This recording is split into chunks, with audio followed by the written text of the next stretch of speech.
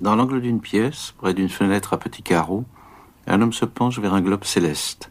Devant lui un tapis, des livres, des instruments scientifiques. Au fond un tableau, une armoire, d'autres livres.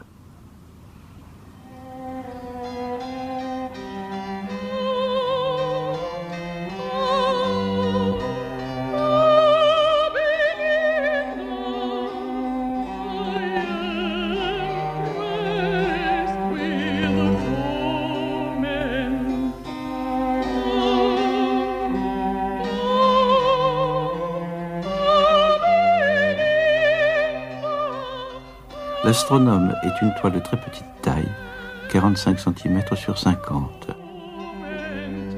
Elle ressemble à une autre de dimension voisine, le Géographe, désormais au musée de Francfort.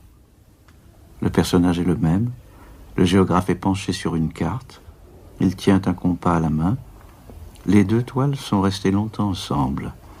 Leur ressemblance annonce un des caractères de l'œuvre. Vermeer, 34 toiles connues seulement, mais des variations en série autour de scènes d'intérieur énigmatiques. Chaque tableau est en relation avec les autres.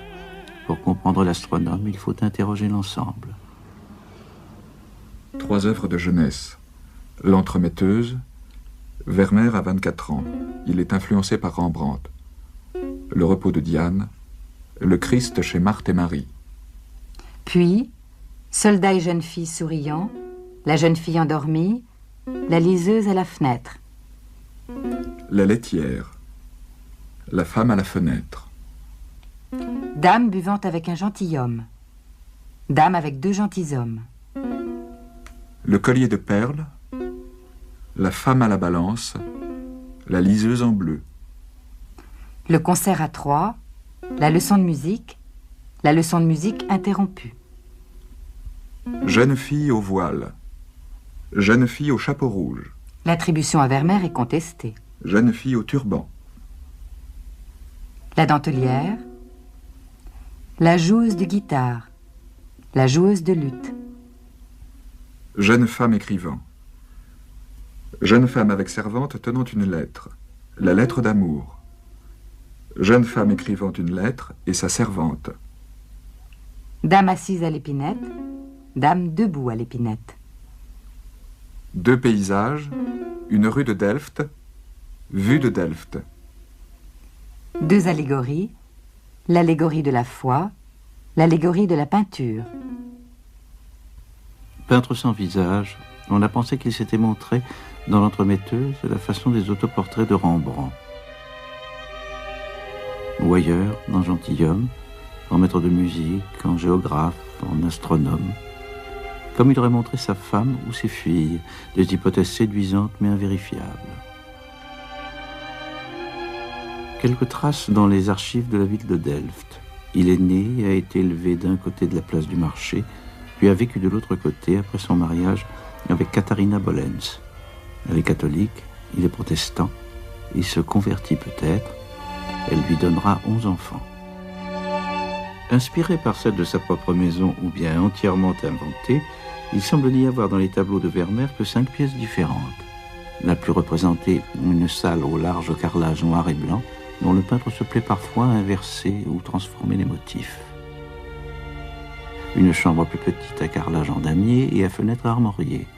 Un salon à grandes fenêtres doubles et aux murs bordés de carreaux de faïence de Delft. Une pièce à fenêtres plus rustiques et au décor beaucoup plus dépouillé. Enfin, une petite salle à double fenêtre qui est celle du géographe et de l'astronome. La plupart de ces scènes d'intérieur se situent dans un angle.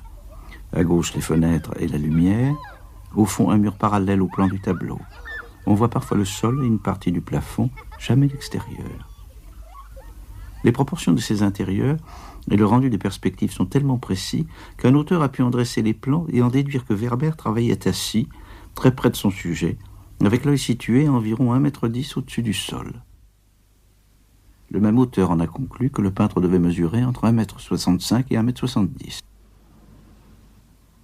À partir des seules informations contenues dans l'Astronome, il a été possible de reconstituer exactement son décor et de vérifier la fidélité des lumières, des ombres et des proportions.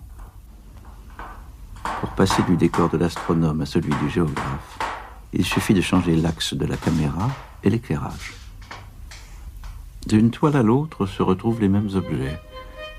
Le pichet, la chaise aux têtes de lion, la viole de gambe.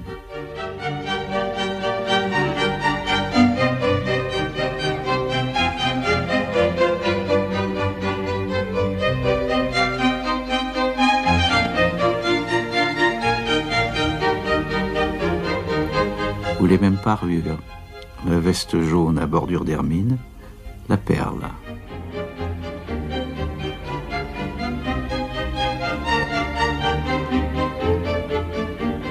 Il y a souvent des cartes sur les murs. Toutes sont d'authentiques cartes vendues à l'époque et dont les Hollandais aimaient à décorer leur demeure. Elles subsistent aujourd'hui dans diverses bibliothèques d'Europe et d'Amérique. Autre objet fréquent, le tableau dans le tableau.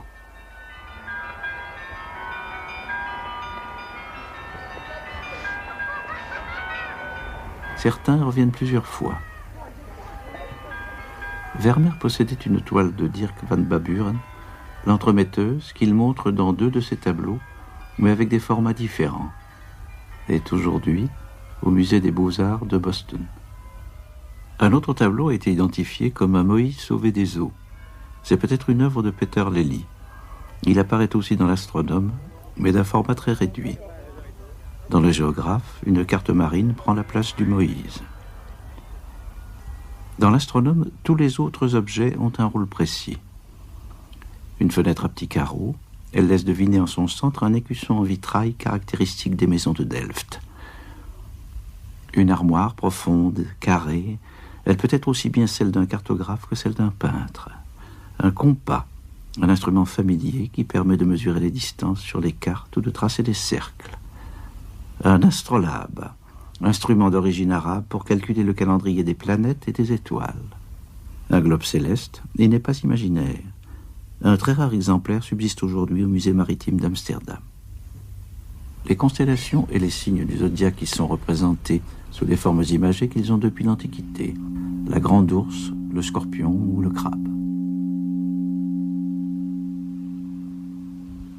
Ce globe céleste est signé Jodocus Hondius, grand cartographe de l'époque avec Mercator, et il a été édité en 1600 en même temps qu'un globe terrestre. C'est le globe terrestre que Vermeer a peint dans le Géographe ou dans l'Allégorie de la foi. Ce globe-là se trouve aujourd'hui au musée de Nuremberg.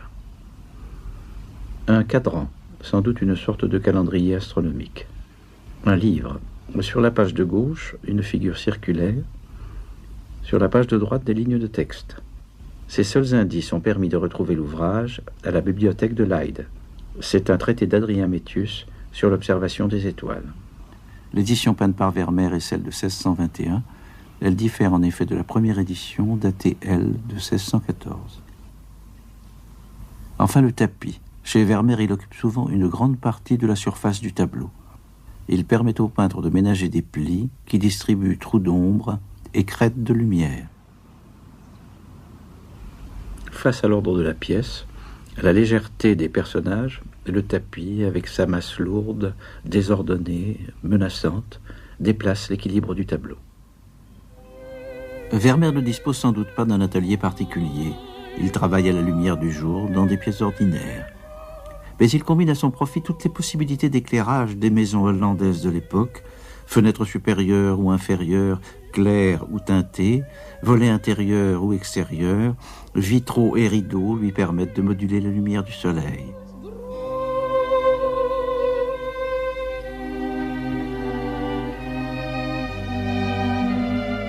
Chaque pièce devient une sorte de piège à lumière.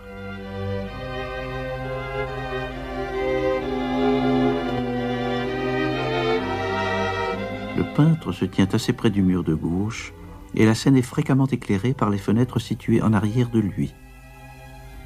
Sur la jarre, les reflets de ses fenêtres. Des tentures lui permettent aussi de doser cette lumière-là. Le dispositif de lumière est intégré au tableau et y figure comme les autres éléments scéniques. Dans l'Astronome et le Géographe, la même double fenêtre est utilisée, un battant fermé par volets et rideaux, 2 battants et pleine lumière avec rideaux au premier plan. Dans l'astronome, la fenêtre d'où provient la lumière impose son profil à l'image. Elle dessine une verticale, répétée par l'armoire ou le tableau, et une horizontale, répercutée par l'armoire et ses moulures.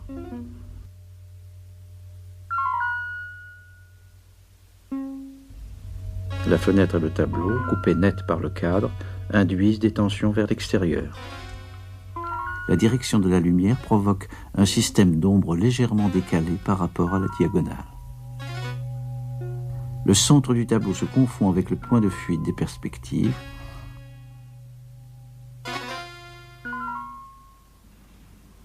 Au XVIIe siècle, les peintres qui veulent respecter la perspective utilisent souvent la caméra oscura ou chambre noire, une préfiguration de l'appareil photographique. La machine deviendra de plus en plus complexe. La chambre noire était une boîte munie à l'avant d'un objectif, composée d'une ou plusieurs lentilles, et à l'arrière d'une plaque de verre dépoli. Un dispositif à soufflet permettait de faire une mise au point approximative. L'image obtenue était inversée de gauche à droite et de bas en haut. Grâce à un miroir, on pouvait renvoyer l'image vers le haut. Elle était alors redressée verticalement, mais toujours inversée de droite à gauche. Il suffisait de décalquer les traits principaux de l'image pour obtenir une mise en place des masses, des lignes et des perspectives. L'étrangeté des images de Vermeer proviendrait-elle de cette vision photographique avant la lettre? Premier indice, la vision par plan. Ici, la taille de l'homme est très supérieure à celle de la jeune fille. Un effet qu'on observe avec les objectifs photographiques de courte distance focale lorsqu'on est près du sujet. Chez Vermeer, les objets des premiers plans prennent une grande importance. Deuxième indice, le flou. La notion de profondeur de champ a depuis été rendue familière par la photographie ou le cinéma. Si la mise au point est faite sur les fruits du premier plan, les verreries et le mur du fond sont flous. Si la mise au point est faite sur le second plan, le premier plan devient flou à son tour. Enfin, si la mise au point est faite sur le mur du fond, le premier et le second plan sont flous. Dans la laitière, les premiers plans sont légèrement flous, alors que le mur du fond montre la moindre trace laissée par les clous.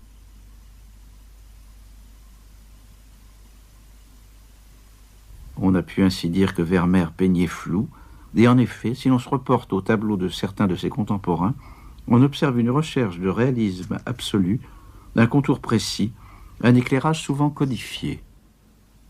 Pour Vermeer, au contraire, le but est de rendre l'impression lumineuse d'un instant donné. Le contour a moins d'importance. Troisième indice, la rigueur de la perspective. La perspective centrale est caractéristique de la vision photographique. Souvent, lorsque la perspective provoquait des raccourcis, les peintres trichaient. Vermeer, lui, accepte tels quels les raccourcis du bras de la laitière, de la main du peintre, de la main du géographe, ou encore les excès de lumière qui suppriment l'arête du nez de la jeune fille au voile ou de la jeune fille à la perle. Quatrième indice, le pointillisme. Si on fait varier la mise au point d'un objectif, les reflets brillants s'étalent et finissent par produire des halos circulaires ou cercles de confusion. Or, dans plusieurs tableaux de Vermeer, là où justement les objets sont flous, apparaissent de nombreux points brillants.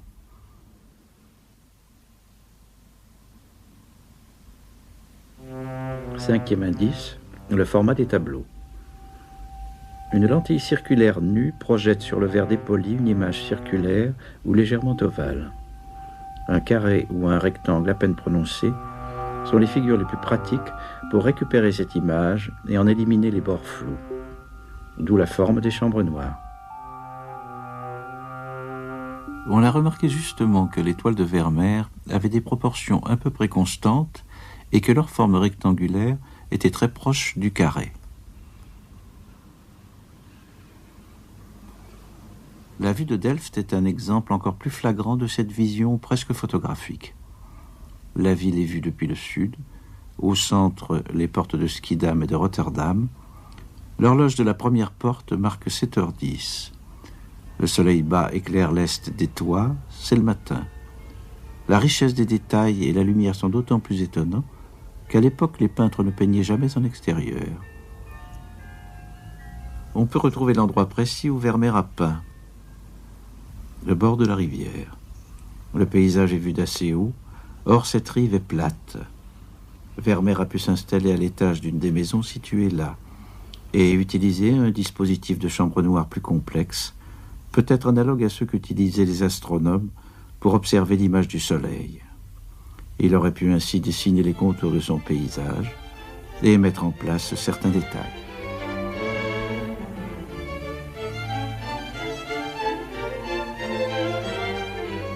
Perspective centrale, pointillisme, format presque carré, vision par plan, flou du premier plan et du personnage, tous ces éléments caractérisent aussi l'astronome. La chambre noire n'est qu'un instrument. Elle a pu influencer la vision de Vermeer ou lui suggérer plusieurs effets. Elle n'explique pas tout. L'astronome est peint sur une toile de lin de petite taille, tendue sur un châssis de bois à clé, et est maintenu sans doute à l'aide de clous de bois remplacés à une époque ultérieure par des clous métalliques qui ont créé de légères tensions des fibres. Elle est tissée assez fin et vraisemblablement couverte d'un enduit foncé. Dans l'allégorie de la peinture, le peintre applique directement ses couleurs sur un enduit gris, après y avoir figuré à la craie ou au pinceau des contours peut-être auparavant décalqués sur le verre dépoli de la chambre noire. Bleu du tapis, vert et ocre jaune du globe et de la fenêtre, ocre rouge des fonds, violet bleu de la chaise et des zones sombres, une grande partie du cercle des couleurs est représentée. Les pigments de Vermeer sont classiques, jaune tiré de l'or piment, vert de la malachite, blanc de céruse, ocre jaune, ocre rouge, rouge de cinabre. L'un des pigments préférés du peintre est le bleu d'outre-mer tiré du lapis-lazuli. Il abonde dans chaque tableau et sert de base à toutes les ombres.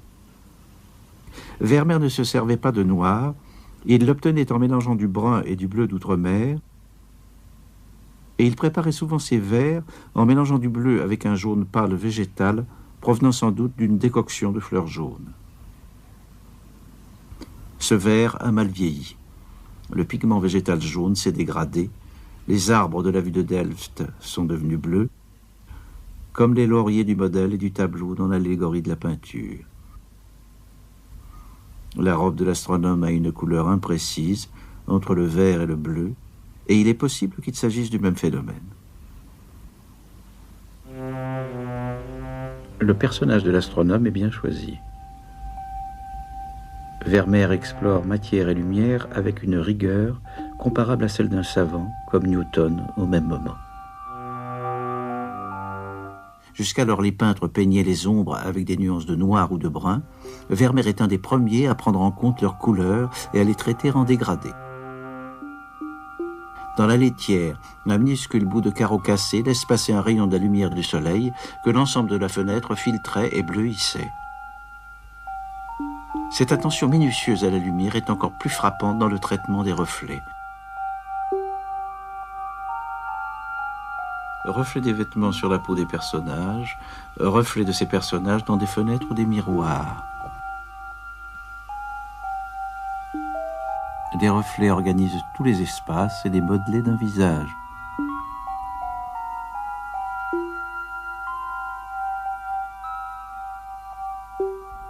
Ou bien il montre ce qu'il y a en dehors du tableau, comme dans la boule de verre de l'allégorie de la foi, on y retrouve le système de fenêtres ouvertes ou fermées.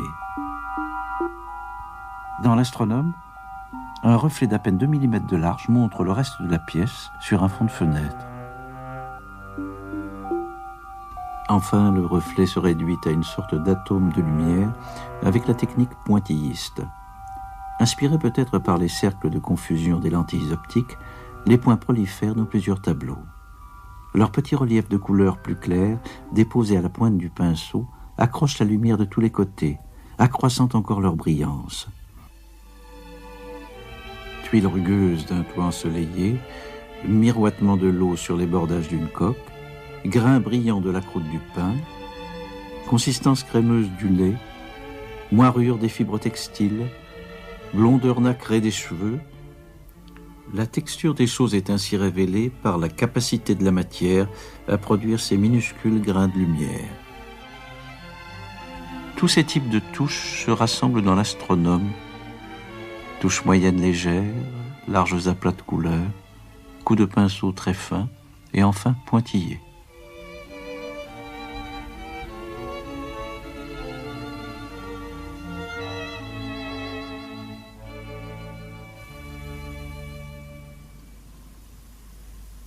Le tableau est signé et daté de 1668. La calligraphie ressemble à celle d'autres tableaux, mais nom ou date pourrait avoir été ajouté après la mort de Vermeer, peut-être par un marchand. La carrière de l'astronome est en effet assez mouvementée, et il figure avec le géographe dans diverses ventes aux enchères aux Pays-Bas. Les deux tableaux viennent en France en 1785. Les finances royales, sans doute trop basses, ne permettent pas de les acheter, et ils repartent aux Pays-Bas. L'astronome passe en vente à Amsterdam en 1797, puis en 1800. Vient à Londres en 1863, réapparaît à la vente Léopold Double à Paris, passe dans la collection d'Alphonse de Rothschild, grand collectionneur des écoles du Nord. À partir de 1938, les nazis pratiquent le pillage des biens juifs dans toute l'Europe. L'astronome est saisi avec les collections des Rothschild. Destiné au futur musée qu'Hitler voulait édifier à Linz, il est récupéré après la guerre dans une mine de sel avec des milliers d'autres œuvres d'art et restitué à son propriétaire. À la suite d'un accord entre le baron Guy de Rothschild et l'État, l'astronome, dernier Vermeer à figurer dans une collection privée, est venu rejoindre la Dentelière dans les petits cabinets du Louvre en 1983. Le premier grand texte sur Vermeer, signé par Torre Burger, paraît dans la Gazette des Beaux-Arts en 1866. Vermeer était redécouvert, les musées se disputaient ses toiles, le peintre entrait dans la littérature. Petit pan de mur jaune avec un auvent, petit pan de mur jaune. Cependant, il s'abattit sur un canapé circulaire. Aussi brusquement, il cessa de penser. Un globe sur une table, une fenêtre qui éclaire une pièce, un homme qui se penche. La scène semble claire. L'astronome s'est levé un peu de sa chaise pour faire tourner le globe céleste et vérifier une donnée de son livre. De même, le géographe, penché sur une carte, suspend son geste, lève un instant les yeux et semble réfléchir. Deux toiles complémentaires. Deux activités de recherche très en vogue en ce siècle où les grandes expéditions maritimes rivalisent en gloire avec les découvertes des astronomes. Le thème du savant dans son étude est fréquent à l'époque. Vermeer, des moments suspendus à la limite de la somnolence, du rêve. Dans ce monde paisible, le trouble de scènes parfois ambiguës, des regards qui prennent souvent le spectateur à témoin. Et la lettre insistante, obsessionnelle, qui invite à tous les déchiffrements. Et en effet, les scènes montrées par Vermeer semblent avoir eu des sens qui, aujourd'hui, nous échappent. Une femme debout dans la pénombre tient une balance à la main. Au mur, justement, un jugement dernier où les âmes sont pesées. Un rayon de lumière dévoile que la femme est enceinte. Peut-être Vermeer évoque-t-il la question théologique du libre arbitre. L'âme de l'enfant à naître est-elle ou non prédéterminée? Quant à l'astronome, il a un précédent fameux. Le docteur Faust de Rembrandt reçoit une révélation de la lumière. Quelle révélation peut donc bien recevoir l'astronome de Vermeer? On a cru que le Moïse pouvait rappeler l'interdit que le prophète lance contre l'observation du soleil, des planètes et des étoiles. Mais le texte de Métius, à la page précise que montre le tableau, fait au contraire allusion aux patriarches, premiers observateurs des étoiles. Et Moïse, responsable de la sortie d'Égypte, a souvent été associé à la géographie et au voyage. Il occupe dans l'astronome la même place qu'une carte marine dans le géographe. Les deux tableaux pourraient signifier la conduite spirituelle de l'homme à travers la vie. Autre sens possible, l'astronome a été souvent appelé le philosophe ou encore l'astrologue. Moïse, sauvé des eaux, symbolise parfois la naissance d'un enfant. À l'époque de Vermeer, astrologie et astronomie étaient encore mêlées. Un enfant est annoncé, Afin de dresser son horoscope, l'astrologue se penche vers le globe céleste, où l'on distingue particulièrement le signe de la balance. Enfin, les deux tableaux pourraient former une sorte de fable sur les 4 éléments de la symbolique classique. Le tapis du géographe évoque couleur et texture de la terre, sa carte marine évoque les eaux, le globe céleste de l'astronome évoque le monde aérien, le Moïse, le monde aquatique. La lumière solaire qui baigne les deux tableaux serait l'équivalent du feu. Dans les motifs du tapis se côtoient des figures grimaçantes et des formes étranges qui semblent répéter le bestiaire fantastique du globe céleste. D'autres lectures seront toujours possibles, car si l'astronome montre un lieu soigneusement clos, chaque objet renvoie hors du cadre, à l'infini. La fenêtre ouvre sur l'extérieur et sur la lumière, les livres sur les savoirs, le tableau dans le tableau sur un autre moment de l'histoire des hommes, les instruments sur les mathématiques, le globe sur les étoiles, et les reflets renvoient à un autre espace encore, celui du peintre et de la représentation.